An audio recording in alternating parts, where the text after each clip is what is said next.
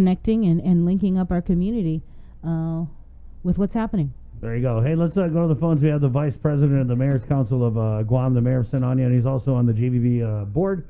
I just want to get all your hats out there. There you go. Mayor Robert Hofmann, good morning. Hofmann, good morning. Good morning. I don't know if you caught any of that yes, session. I did. Yeah. That's the... I was just trying to get through that whole discussion we just had without saying the word catfight. Well, you just did. Oh, sorry. There you go. It's when you see when you read and you hear and you see it, and it's just right before your eyes. It is frustrating, and it's from our part, boots on the ground. We're getting the calls. We opened up the help center, and they're asking us the same questions. So we filled out what we needed to. We did what we needed to. Where can we go, and what can we, where can we find out more? And I think that was the difficult part. For the Salapi program, we found out that people were missing some documents here and there, and I think some of the frustrations is that it wasn't requested in the beginning. It wasn't on the list of required things, and so they had to go back and call people, and there has to be easier ways to do things, and I think that's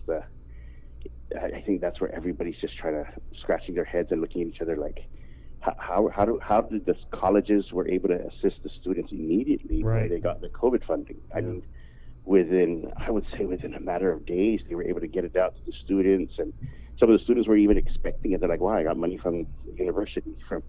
I'm like, interesting. But for the government itself, I'm not sure where we have so many bright minds down there at Adelup. I don't understand. You're right. If UOG can give out the money, I mean, it was like wham, bam, thank you, boom. Yep, yeah. So it's it's puzzling for all of us here too. And so, we put in our requests, and we're the mayor's put in their request weeks ago, and we're still trying to figure out. Okay, so how does this work, and when are we going to get it? And that's the thing is that we put in the request for PPEs, we put in the request for cleaning supplies and all the other stuff there. So I'm like, wow, we're 80 days into this, and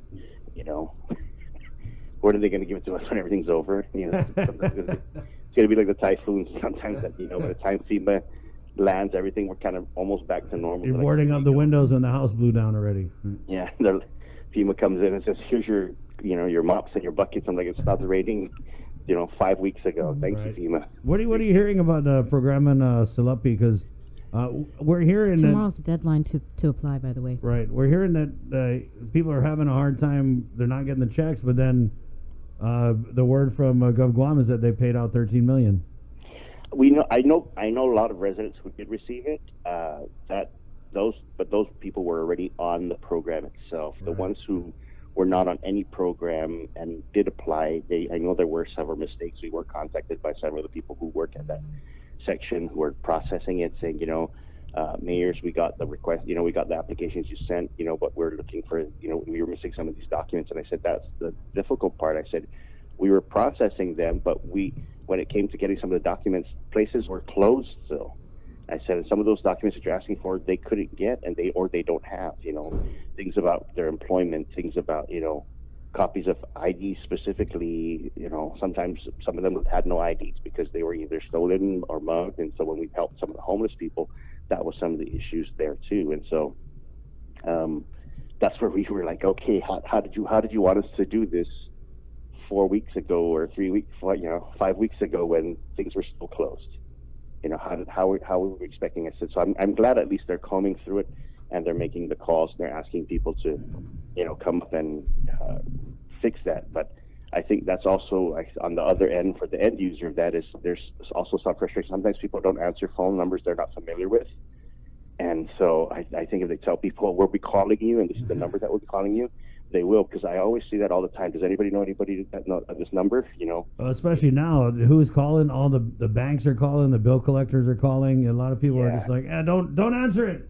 Yeah, don't answer. You tell your kids don't answer any strange phone number that you don't know. Right. So that could be also one of the things that is happening is that on the end user side is that they're not receiving the calls, or they'll call back later when that line's super busy. So it's a missed opportunity. So it is difficult, and I think I wish there were more phone numbers that people up on things, and then just a simple, where's my stimulus check? Oh, it was issued, or it's waiting, or it's pending, or we have an issue with this, or it was taken by child support or stuff like that. Right. Or, oh, we mailed it out and it's in Richmond, California. There you go. And that's very true, very, very true. And I think that's the thing, is that I think, and I've seen tons of people where these checks were misplaced in different boxes, wrong mailboxes. And so, then you have people that have home delivery. So, the letters that are coming after the people are receiving the stimulus checks, it kind of validates like, hey, you should have gotten one, and this is what they've actually got. So it's kind of a check and balance on there, but there should be some kind of help number instead of a 311, or, people are saying, oh, you got to call DOA to follow up on this check. You got to call Rev and Tax to follow up on this check. And, it's hard also, Mayor, because, like DOA, for example, a lot of their staff and staff around different line agencies have been detailed to assist with the POO and the FPUC.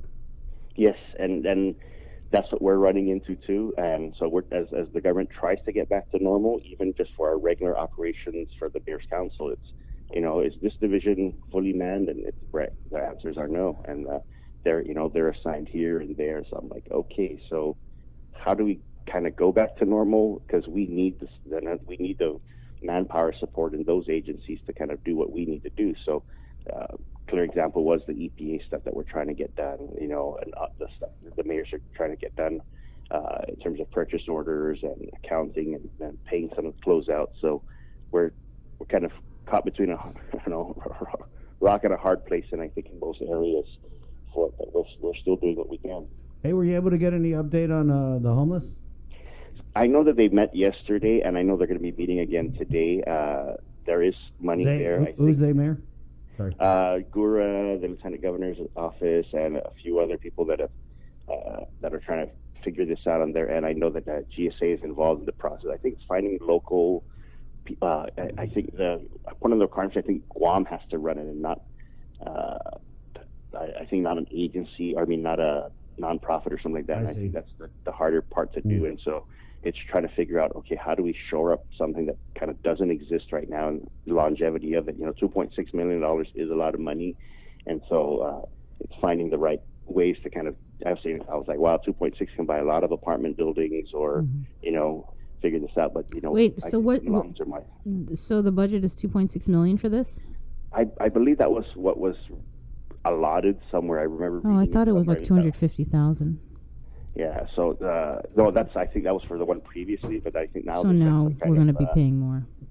So I think somewhere, I don't quote me on the number, but I know that there is money. I think that's what they're looking for, is how do we do this for the number of people we have, and because there are going to be more homeless cases, I think, coming into this, and poverty prevention is going to be a big thing, because once all these no evictions get released and everything else like that, we're really going to see where we're going to be at as an island, because that's the scary part for everybody else is the relief right now is they can't be told to leave, but once that goes, where do they go? Do we have enough public housing? And I'd like to see that priorities be given to people that you have rankings, but you do have homeless, you have people that need, you have families and stuff like that, and so there's going to be, I hope there's going to be some ways where we can really kind of get as many people into this system, and versus it being a lottery system, versus it being okay, we're going to fill up the first 100 applicants, and while you're not being evicted yet,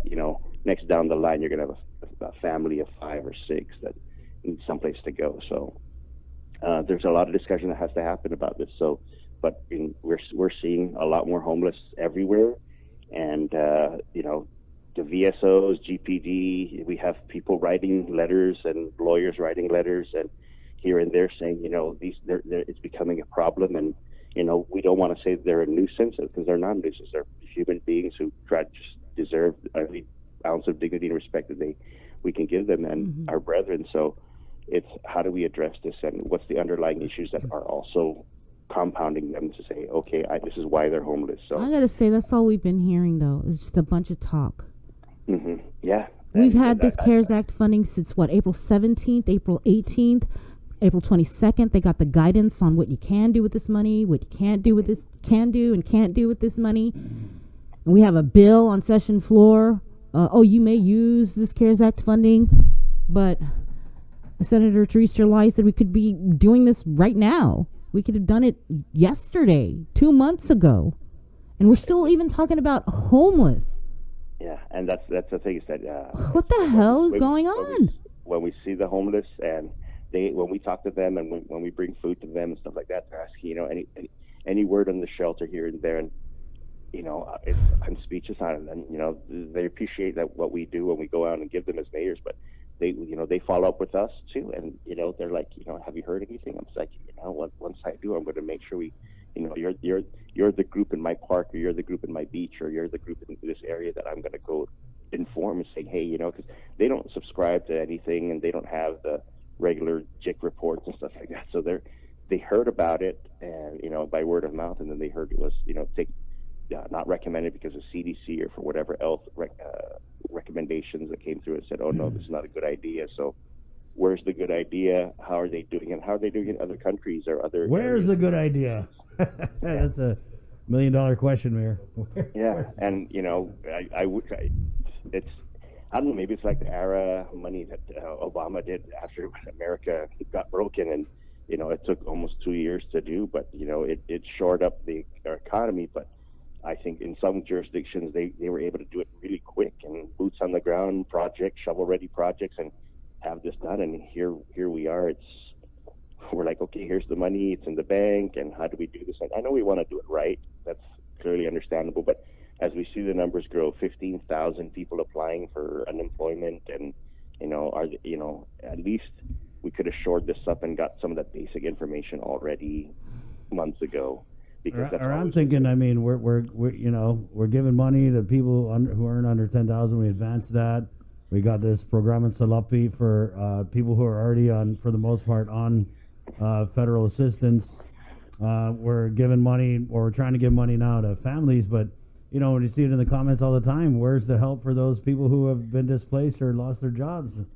I mean, it would be so easy to say, hey, you lost your job, you lost money, come get $200, or come get $300, or whatever.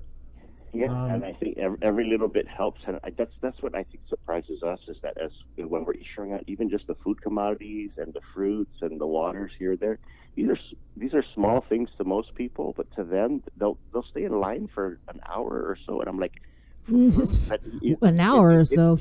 Yeah, it's the reality of that, is that these families are hurting, and exactly. If we were able to pay out war survivors' claims, within pretty, I would say a pretty record speed from getting the. So basically, it sounds like you're saying the time for excuses is over.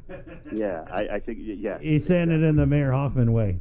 I'm saying in the most diplomatic way is, I'm just saying. Yeah, she's like, what the hell? I'm just saying we could do it, and it's the information that everyone always asks is the basic information that every application has. As long as we have an SS number, we have proof, we have people who are willing to vouch for whichever else like that, sign whatever documents they need. These are, the same information that's needed for the stimulus, that's needed for the FPUC, that's needed for the Salafi program, that's needed for unemployment. It's pretty much the same thing. Yeah, and so, you know what, I don't see how come it's difficult, but maybe it's more technical than this. Maybe the Region 9 partners are saying, oh no, you got to do it this way.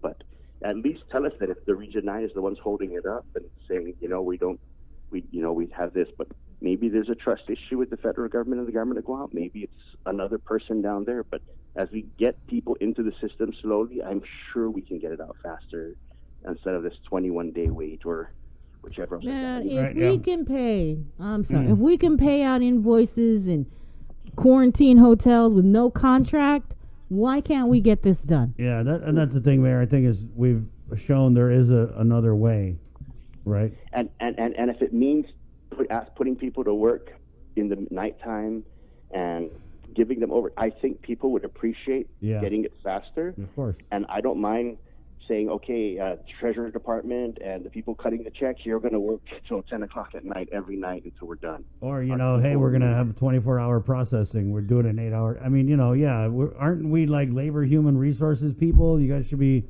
good at managing your manpower.